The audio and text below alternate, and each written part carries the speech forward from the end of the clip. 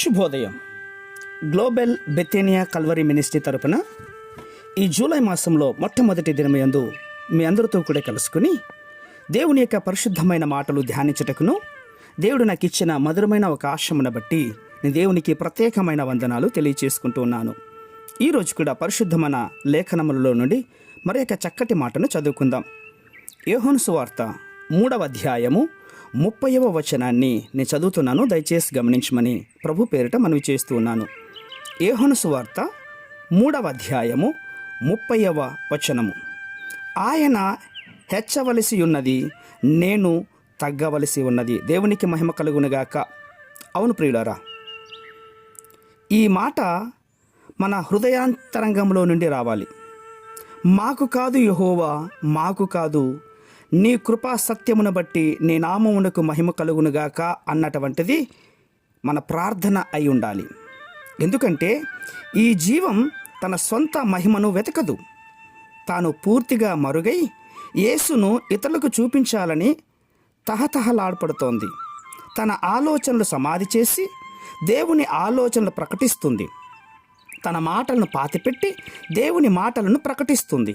తన అభిప్రాయం కంటే కూడా దేవుని మాటలే ప్రాముఖ్యమైనవిగా ఎంచుకుంటుంది. కాబట్టి అందుకోసమే సత్యాన్ని ద్వేషించే ఈ ప్రపంచం తనపై ఆగ్రహించి తనను హింసపరిచినా కూడా తన ప్రాణ ప్రియుని కోసం కొంతైనా శ్రమపడే భాగ్యం దొరుకుతుందని సంతోషపడుతుంది.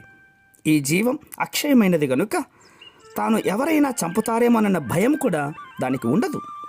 ఆ వ్యక్తిలో అహం అన్నటువంటి మృగం చచ్చిపోయింది గనుక ఇక నేను నా స్వరము నా అంతా కూడా మూగపోయింది, నాలో జీవిస్తున్నటువంటిది క్రీస్తే అన్నటువంటిది ప్రకటిస్తుంది. కాబట్టి ఇక నుండి అతడిలో రాత్రింబగళ్ళు కూడా క్రీస్తు నుండి ఏం కోరుకుంటూ ఉంటున్నాడు, సంఘానికి నా నుండి ఏం కావాలి అన్నటువంటి ప్రశ్న తనంతట తానే మారుమ్రోగిపోతుంది. ఇటువంటి నూతనమైన అక్షయ జీవితాన్ని లేఖనం ఏమంటుందో తెలుసా? నవీన పురుషుడు అని ప్రకటిస్తుంది. ఇటువంటి నవీన పురుషునితో కూడుకున్నటువంటిదే అసలు సిసలైన క్రీస్తు సంఘం. ఈ సంఘంలో ప్రతి వ్యక్తి ఎదుటివారిని సంతోషపెట్టాలని తీవ్రంగా ఆశపడుతుంది, ప్రయత్నం కూడా చేస్తుంది. అందుచేత ఇటువంటి వ్యక్తులతో కూడుకున్న సంఘం సంపూర్ణ సైక్యంతో పరిమళమైనటువంటి తైలముతో అభిషేకింపబడుతోంది.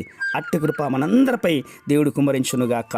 పరిశుద్ధమైన మా ప్రియ పరలోకపు తండ్రి, గడిచిన 6 మాసాలుగా మీరు మాకు తోడుగా ఉన్నారు ప్రభా. మీరు అన్ని విషయాల్లో మాకు సపోర్ట్ చేసి తండ్రి జీవాయువును ఊది తండ్రి మమ్మల్ని పోషించి సంరక్షించిన దేవానికి స్తోత్రం తండ్రి. ఈ సమయంలో మేము తగ్గవలసి ఉన్నది, మీ నామం హెచ్చించవలసి ఉన్నది. ఈ మాటలు వింటున్న వారందరి జీవితంలో మీరు హెచ్చుగా ఉండి ప్రతి కుటుంబంలో ప్రతి వ్యక్తిలో మీరు నూతన స్వభావాన్ని దయచేస్తున్నందుకే స్తోత్రాలు అర్పించుకుంటూ ఈ మాసమంతా కూడా బిడ్డలకు నిండైన ఆయుష్ ఆరోగ్యాలు కృపా సత్య సంపూర్ణలతో కుటుంబంలో నూనెకు రెట్టుకు కొదవ లేకుండా మంచి మన్నాహారాలతో పోషించి నడిపిస్తున్నందుకే స్తోత్రాలు అర్పించుకుంటూ చిన్న ప్రార్థనను మా రక్షకుడిని యేసయ్య నామమున అడిగి వేడుకుని పొందుచున్నాం మా తండ్రి. ఆమేన్, ఆమేన్, ఆమేన్.